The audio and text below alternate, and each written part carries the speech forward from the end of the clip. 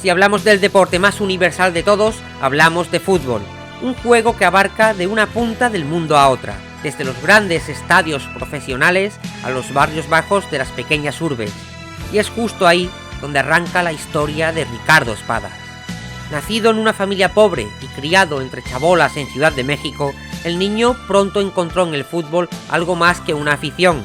Para quienes viven en la pobreza, el camino del deporte profesional se convierte en una de las pocas posibilidades de salir de ella, en una vía de escape, en un proyecto de futuro. Afortunadamente, algo que no entiende de penurias económicas es la amistad, y a Espadas no le faltaron amigos en su humilde barrio, chicos que como él aspiraban a salir de la pobreza apoyándose mutuamente y tomándose más que en serio el fútbol. García, Suárez, Zaragoza, López y Alves, 5 chicos que lo acompañarían en la mayor parte de su viaje vital y que serían tremendamente importantes en el desarrollo de su carrera. Por supuesto, aquellos niños no apostaban inconscientemente todo su futuro a una carta e intentan adentrarse en otro deporte popular en México como es la lucha, desarrollando precozmente sus habilidades físicas. Pero en lo que respecta a Espadas, él parecía vivir exclusivamente para el fútbol, lo que en su situación era realmente complicado. Los chicos tenían que practicar habitualmente con pelotas hechas de trapo y ansiaban poder hacerlo con un balón de verdad. Uno de esos que al pequeño Ricardo extasiaban cuando los observaba en los escaparates de cualquier comercio. En estado de desesperación, Espadas llegaría incluso a orquestar, junto a sus compañeros, el robo a una tienda de la que extrajeron todo tipo de material deportivo, incluidos, por supuesto, balones de reglamento. Pero la jugada les saldría cara, cuando fueron localizados por los gerentes y recibieron una buena paliza por su delito. Lo curioso es que tras volver a la escuela del barrio después de este altercado, se encontraron con que algunos benefactores, llegados desde Japón, les habían obsequiado múltiples juguetes ya abandonados por los niños japoneses. Entre ellos se incluía un balón en prácticamente perfecto estado. Y sin embargo, lejos de despertar algún tipo de agradecimiento en aquel chico maltratado por la vida, aquellos regalos solo germinaron en una animadversión hacia las clases pudientes en los países ricos.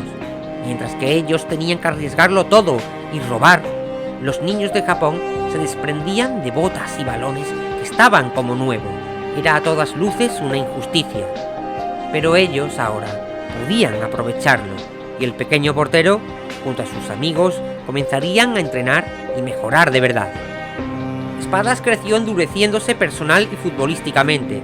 Sus aspiraciones profesionales lo encurtieron como un tipo de jugador que no se rinde, siendo capaz de jugar herido en los difíciles terrenos de juego en los que se veía obligado a defender la portería. Porque sí, pese a que su físico de corta estatura no era quizás el más apropiado en esa posición y que sus condiciones le permitían jugar muy bien en punta, Espadas estaba destinado a ser guardameta, uno cuyos reflejos convertían sus paradas en milagros. Poco más sabemos del camino futbolístico de Espadas en aquellos años, pero tanto él como sus amigos debieron destacar lo suficiente para llegar a ser convocados con la selección nacional sub-19 e incluidos como integrantes en la expedición que los llevaba a participar en el mundial que se celebraba, precisamente, en Japón, un país al que había manifestado bastante animadversión desde años atrás. Sin embargo, antes de la prestigiosa cita, Espadas y su equipo recibirán un jarro de agua fría cuando caen por 5-0 en el amistoso de preparación que los enfrentaba a Uruguay, poniendo en cuestión si los milagros de Espadas estaban a la altura del fútbol internacional. Gol de Uruguay, el gol es Charrúa, tremendo, cuando no. Este accidente, no obstante, no rebajaría un ápice ni del carácter prepotente del que el portero hacía gala, ni de ese ya enquistado odio hacia Japón y otros países ricos, que mostraría descaradamente prácticamente tras pisar el país, desafiando directamente al capitán de la selección japonesa, Tsubasa Ozora, casi culpándolo por sus progresos personales y su trayectoria tan cómoda de su propio infortunio.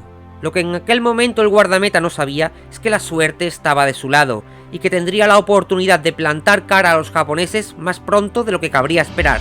Encuadradas en el mismo grupo dentro de la ronda de clasificación a la fase final, junto a Italia y Uruguay, México y Japón tendrían el honor de abrir el torneo en un partido inaugural que ya estaba cargado de tensión.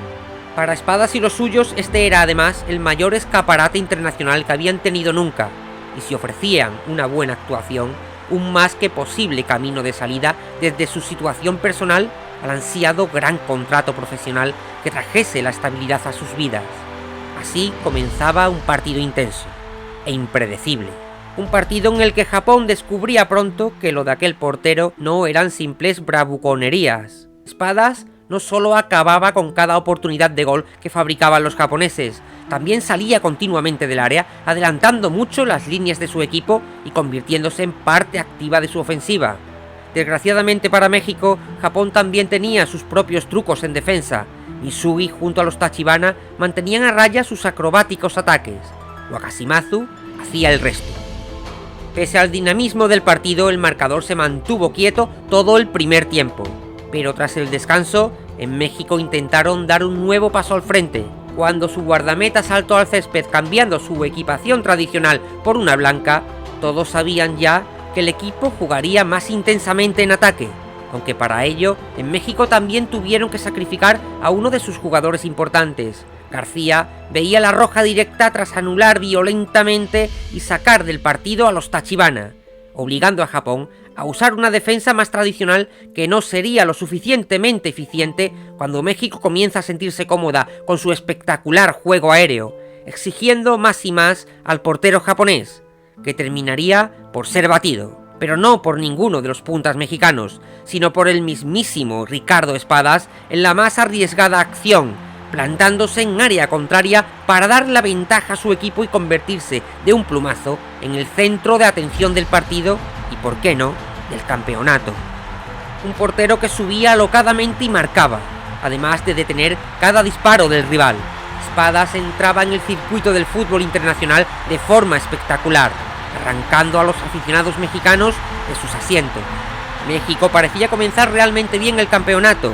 Sin embargo, un planteamiento rácano que pretendía mantener, gracias a la habilidad bajo palos de su portero, la ventaja tomada, haría que el equipo cediese todo el control del juego a sus rivales, y tras varias ocasiones, Japón terminaría por conseguir anotar tras una elaborada jugada entre el capitán Tsubasa Ozora y su recién descubierta perla, Aoi Shingo. El imbatible Espadas recibía el primer gol, un tanto psicológico que dio alas a Japón para que terminaran de revertir el resultado, cuando Hyuga consigue enganchar el disparo y colocar en el marcador el definitivo resultado de 2-1, lesionando además a Espadas en su mano izquierda. Un equipo quizás demasiado inflado caía en su primer partido, y un portero decidido a estallar frente al mundo para forjar una carrera profesional recibía una lección de realidad que cambiaría su carácter de cara al futuro. Derrotado y en la enfermería, allí no obstante tuvo la oportunidad de volver a encontrarse con el capitán de Japón, ahora fuera del terreno de juego, e iniciar una relación diferente con él, de admiración y confianza, que se mantiene aún en nuestros días. Japón dio la sorpresa frente al equipo que quería sorprender, pero al que aún le quedaban 2 partidos para poder mantenerse vivo en el torneo, y Espadas, aún malherido, no estaba dispuesto a que su equipo lo hiciese sin él. El primero de ellos sería un duelo de guardametas inspirados. Gino Hernández replicaría la fabulosa actuación de Espadas para que el Italia-México finalizara sin goles en el marcador, por lo que la clasificación para los mexicanos se decidía en el último partido, uno que pedía revancha frente a Uruguay. Pero en el estadio de Urahuaconaba, un portero lesionado en su muñeca volvía a sucumbir frente a una de las delanteras más potentes del campeonato. Hino y Victorino anotaban frente al portero milagroso, y el 2-0 enviaba a la selección de México de vuelta a casa. Pese a sus grandes aspiraciones, Espadas no conseguía pasar siquiera la fase de grupos del campeonato. México volvía de vacío, contrariando las ilusiones del país. Pero a pesar de todo, las enormes actuaciones del portero, junto a la madurez y compromiso mostrados en los 3 partidos disputados, confluyeron hacia uno de los objetivos que Espadas se antepuso de cara al Mundial: mostrarse al fútbol internacional como un guardameta de primer nivel. Muchos ojeadores se fijaron en el pequeño pero milagroso portero de México, y en la Premier League, un equipo daría el deseado paso. Everton le ofreció a Espadas su primer gran contrato profesional. jugaría en una de las grandes ligas europeas, acabando con la miseria que había experimentado hasta ese momento y consiguiendo verdadera estabilidad tanto para él como para sus seres cercanos.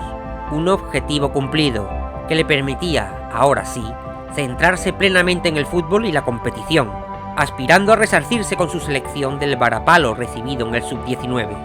Y esa oportunidad llegaría 2 años después del Mundial, con su inclusión, junto a sus viejos amigos Suárez y Zaragoza, dentro del combinado con el que México disputaba las Olimpiadas de Madrid.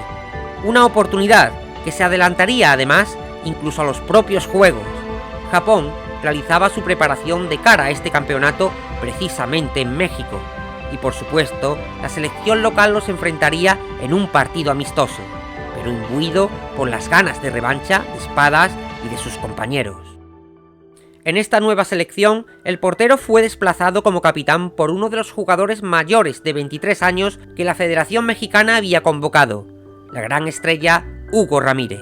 El delantero Salas y el defensor Manatis terminaban de cerrar aquella ilusionante convocatoria con ganas de hacer un gran papel. Pero ello no fue obstáculo para los japoneses, que desde el comienzo impusieron su ritmo en el Estadio Azteca, siendo Espadas el único que pudo mantenerlos a raya de cara al gol, aunque inevitablemente también caería, de nuevo ante una jugada combinada que terminaría anotando Shingo, rememorando casi miméticamente su derrota en tierras japonesas. A partir de aquí todo iría en declive para los mexicanos, que se estrellaban contra el otro gran guardameta del encuentro, Kenzo Wakabayashi, y tras una nueva lesión de Espadas que provocaba la salida del portero, serían aplastados tras el entretiempo por 8-0. Una clara debacle que, incluso tratándose de un partido sin trascendencia, aseguraba un duro camino para México de cara a los Juegos Olímpicos de Madrid. Su emparejamiento, sin embargo, los colocó en un grupo asequible de cara a clasificar a la fase final, con solo Francia como rival a tener en cuenta y Corea del Sur junto a Ghana como rivales a priori inferiores en juego. Y México hizo el trabajo. Venciendo a los africanos y empatando contra Corea, sumaron los suficientes puntos para ser segundos de grupo tras perder contra Pierre y los suyos, que se mostraron ligeramente superiores batiendo a Espadas por primera vez en el torneo. Lo importante, sin embargo, estaba hecho. Espadas clasificaba por primera vez a la fase final de un campeonato internacional, y allí, en cuartos, habiendo ganado todos sus partidos en el grupo A, les esperaba la selección anfitriona, España. Bajo la presión de los aficionados locales reunidos en San Mamés, México, sin embargo, no especuló y salieron completamente a la ofensiva, sorprendiendo a propios y extraños con la inclusión de Espadas como jugador de campo, acompañando en punta a Suárez y Zaragoza. La arriesgada jugada dio resultado.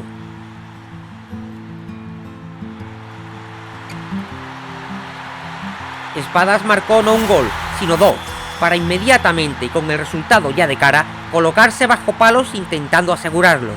La estrategia quedaba así definida en el primer tiempo: sorprender, adelantarse y mantener su portería a cero para clasificar a semifinales. Y efectivamente, aunque España tomó control absoluto del mediocampo y de las ocasiones, ninguno de sus puntas consiguió inquietar al portero mexicano, que se mostraba una vez más infranqueable. Así se llegaba al entretiempo de un partido que parecía no tener más historia, bien diseñado y perfectamente ejecutado por México.